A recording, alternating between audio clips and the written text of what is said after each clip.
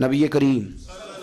صلی اللہ علیہ وسلم فرماتے ہیں کہ ایک صحابی حضور کی بارگاہ میں آیا، عرض کی یا رسول اللہ صلی اللہ علیہ وسلم، پریشان رہتا ہوں اپنی آخرت کے لیے، اور یہ بھی بڑا اللہ کا فضل ہے کہ کوئی آخرت کے لیے پریشان ہو۔ حضور میں اپنی آخرت کے لیے بڑی پریشانی میں رہتا ہوں، کوئی ایسی بات بتا دیں کہ رب مجھے نجات عطا کر دے۔ تو نبی پاک صلی اللہ تعالیٰ علیہ وسلم نے ایک ہی بات ارشاد فرمائی، فرمایا تم اپنے رب کے ساتھ بددیانتی نہ کرنا، اللہ تجھے نجات عطا کر دے گا۔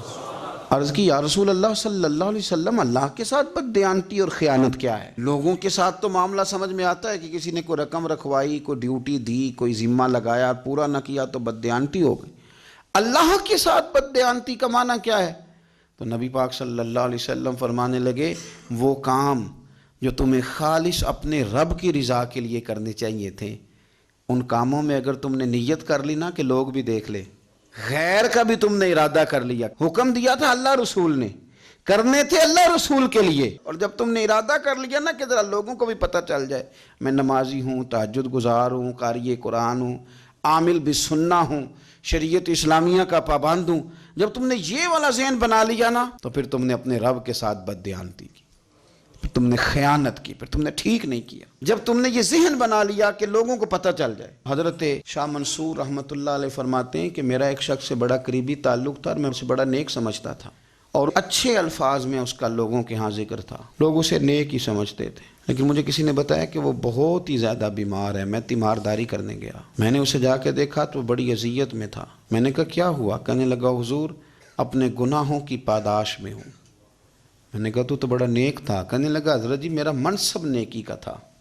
میں نے تہجد پڑھی تاکہ لوگوں کو پتہ چل جائے میں نیک ہوں، میں نے تسبیح پھیری تاکہ پیری مریدی میں اضافہ ہو، میں نے سنت شریعت کا لبادہ اوڑھا تاکہ میرے عقیدت مند بڑھ جائیں۔ وہ کام جو اللہ رسول کے لیے کرنے تھے انہی کاموں پر میں نے یہ نظام بنایا کہ جس سے خرابی واقع ہونے لگی حضور، پھر میں بیمار ہوا، اتنا بیمار ہوا کہ اٹھا نہیں جاتا تھا۔ ایک دن پھر میں نے قرآن شریف منگایا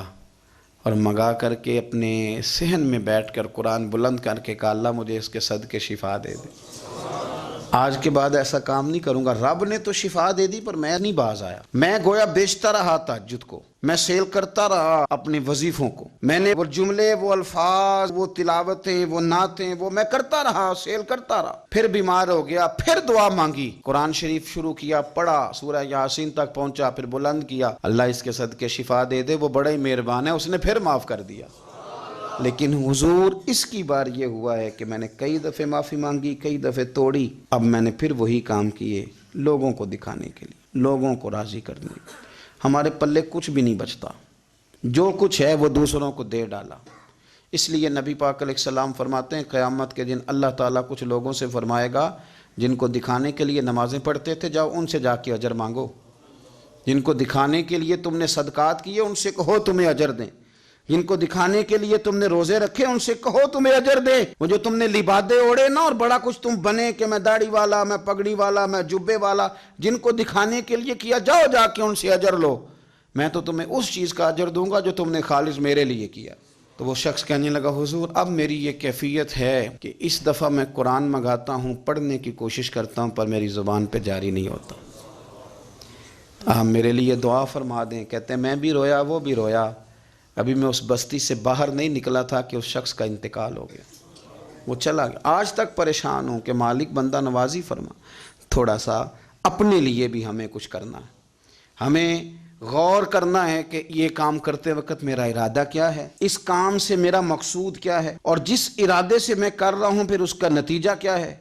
اگر اسی طرح الجھ گئے، میں کہتا ہوں کہ ہم نے دعوتیں ولیمے بھی کھائے اور ہم منگنی میں بھی گئے اور ہم بارات میں بھی گئے اور ہم جناب سیاسی میٹنگ میں بھی گئے، کس لیے کہ دنیا داری ٹھیک رہے، کہ سارے کام دنیا کے لیے کر لیے تھے تو اب نمازیں تو نانا دنیا داری کے لیے پڑھیں،